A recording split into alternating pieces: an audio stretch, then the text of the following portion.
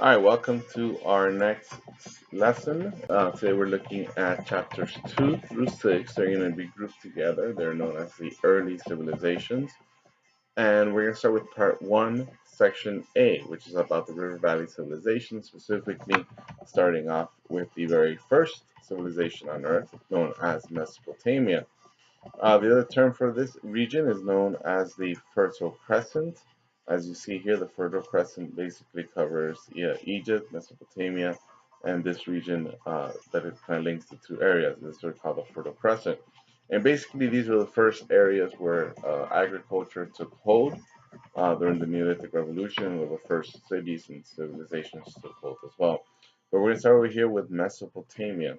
And notice that Mesopotamia is between two rivers, right? They have the Tigris River, they have the Euphrates River, and both of them flow out into the Persian Gulf.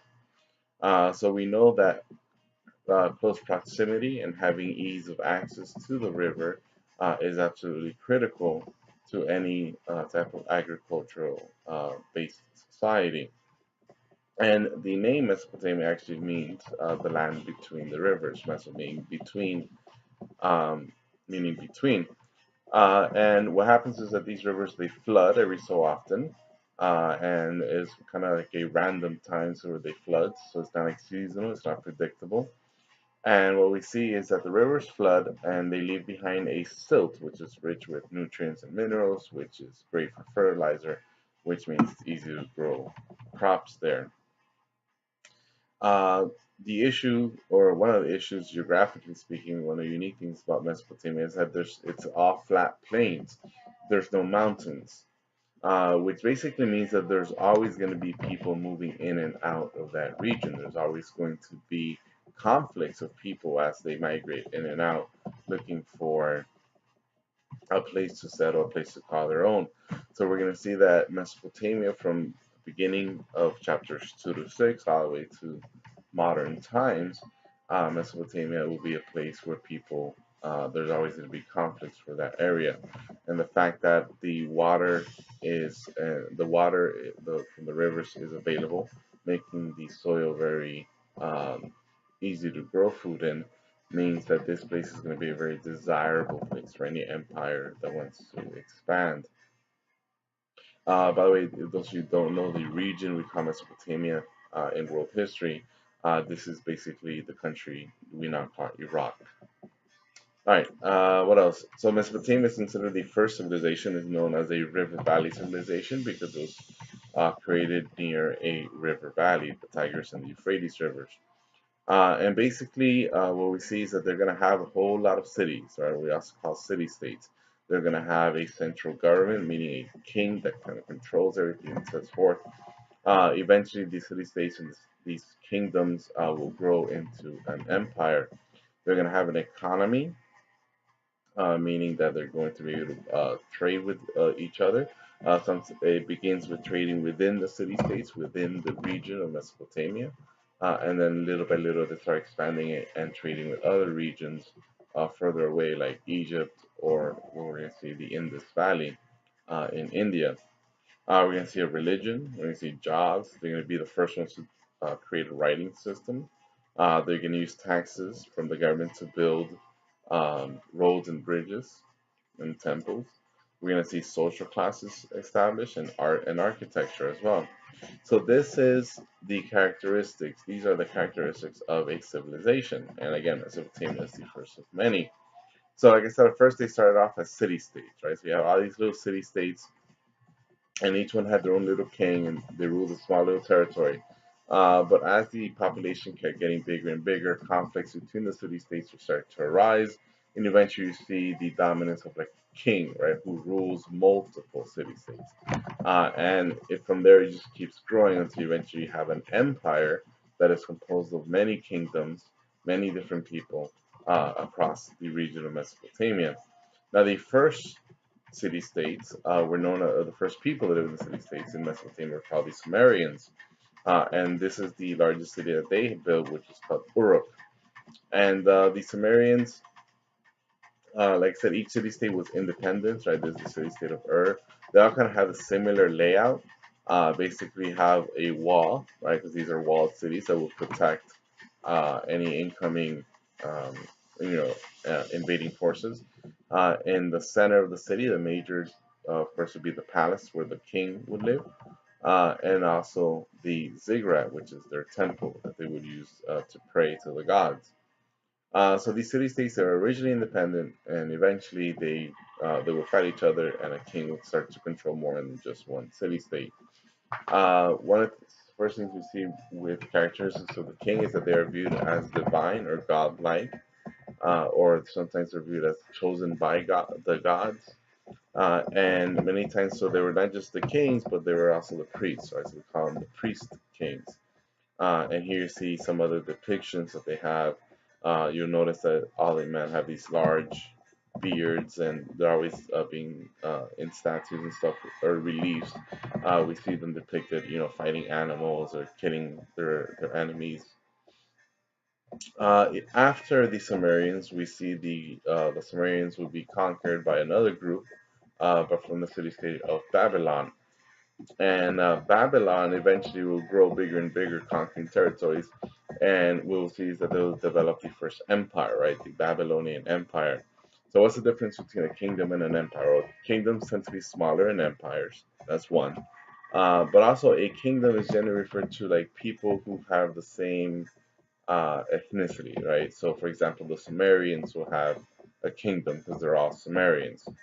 But the Babylonian Empire, you see this map here, the Babylonian Empire will have Sumerians, they would have people from Turkey, they would have people from Iran, they would have people from Israel or from Saudi Arabia and from Egypt, right? So you have different ethnic groups, different cultures, and they're all living under one authority of the emperor, right? So that's the kind of like the description or definition between an empire and a kingdom. Now the Babylonians had many kings, but the most important one is this guy right here. And again, you notice that he has the big beard. His name is Hammurabi. We'll talk more about what he did, but he's famous for writing the first set of laws written on earth, right? The first rules that everyone has to follow under punishment from the government.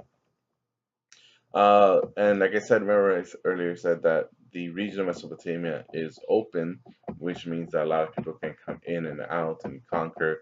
And eventually we'll see another empire come in, the Assyrians. And the Assyrians, basically, they come up from around here, right, from what we now call Syria. And they come and they conquer the Babylonians, and then they themselves will get conquered by the Persians who come from Iran. And the Assyrians are primarily famous or known for their violence, their level of violence.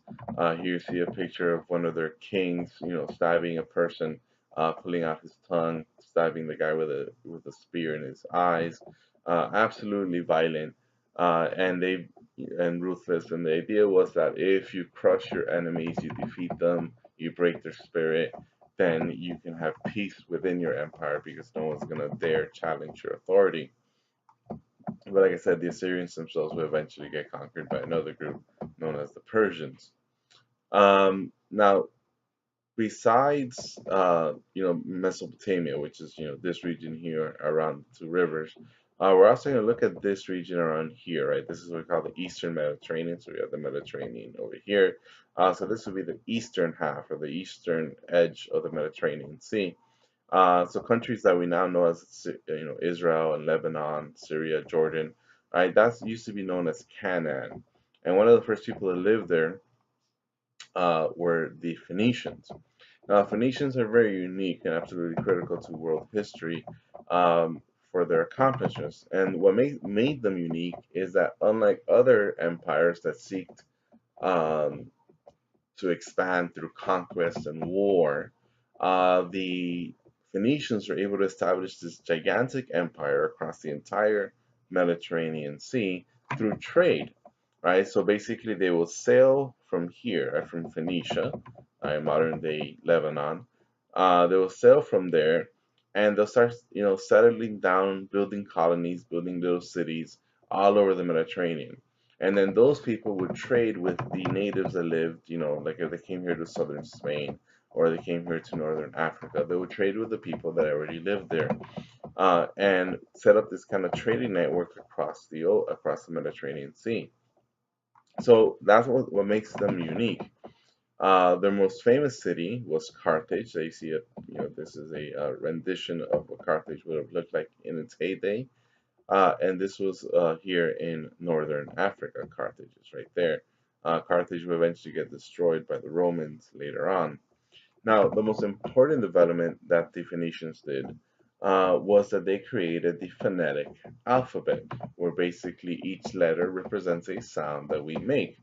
And this was different than the other forms of writing, where each idea or each word had its own character. Okay, so for example, the Mesopotamians, when they did their writing, they had a cow, then they would draw an image of a cow. Or if it was a horse, they would draw an image of a horse. So that means that every single thing that you can imagine, or every idea that you can imagine, would have its own character. Now compare that to the alphabet. We have 26 letters in our alphabet. We combine those letters to make sounds, right? And those sounds represent the words. So the phonetic alphabet, with its letters, with its sounds, will eventually be adopted throughout the Mediterranean. So the Greeks are going to be the first ones to use the phonetic alphabet, and then later on the Romans will. So from the Phoenicians through the Greeks through the Romans, it is where we get our modern day alphabet, right? A lot of other languages besides English use a very similar and not identical alphabet as well that traces its heritage back to the Phoenicians. So here we see a sample of this writing, right? So this is what the original Phoenician alphabet looked like. Then we have the Greek one, and then we have the much more familiar Roman one. Now, the Phoenicians were sailors, so they're really good at building ships and figuring out how to sail across the Mediterranean. They're also very wealthy from trade. One of the main things that they would like to trade is that they would get snails from the ocean, from the sea, and from the shell they will be able to extract a purple ink that they would use to dye their clothing. And because they were the only ones who figured out how to do this, they became very wealthy and popular. Their products became very popular, making them very wealthy. Now, within this region that I mentioned before, Canaan, we have another group that we need to know, and those are the Hebrews. And the Hebrews are basically the descendants of the Israelites. Now, the Israelites originally they lived over here in Mesopotamia, in the city of Ur, and then they followed their patriarch, their leader named Abraham.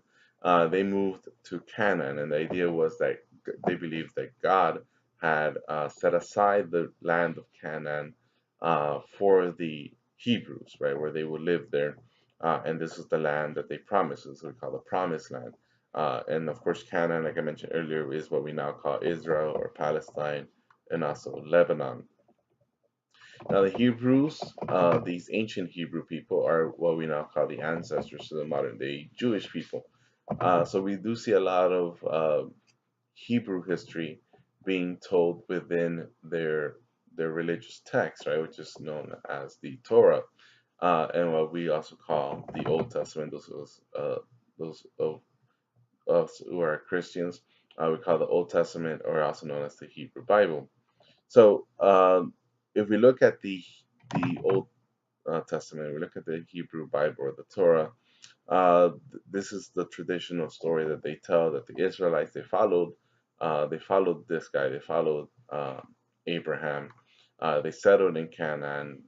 It wasn't working well for them for a while, for a long time, I should say. And Abraham was the first monotheist, which means that he believed in a single God that was known as Yahweh. And eventually the Hebrews decide that Canaan isn't really for them, so they cross over into Egypt. And some of the Egyptian Hebrews, according to the stories, they would be enslaved by the Egyptian pharaohs until eventually we see the rise of Moses, who's a he's a prophet, right? I mean, a chosen representative, chosen speaker of God, and he leads the Hebrews to freedom, and eventually returned to Canaan to settle down and create the first Jewish kingdom. So we have the two kingdoms that were established. We have Israel and we have Judah. And originally, this region, these kingdoms were known as Israel, the kingdom of Israel. But eventually, divisions between the Hebrew or Jewish people led to a division, a split between Israel and Judah. If you notice there, we have the city of Jericho. If you recall from chapter 1, Jericho is one of the oldest walled cities ever. Now, the capital of this kingdom was Jerusalem, and this becomes the center, not only a political center, but also the religious center, where they will build a temple that we see here. All right, and this was the temple built by Solomon, right, who was one of the great kings of the Israelites, and they housed the Ten Commandments that, according again to Judeo and Christian beliefs, God gave to Moses.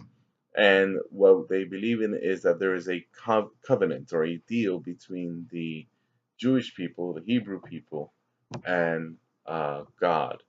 And as long as the Hebrew people follow the rules, like the Ten Commandments, of God, then God will reward them in this life, right, by giving them freedom, peace, and giving them their own kingdom.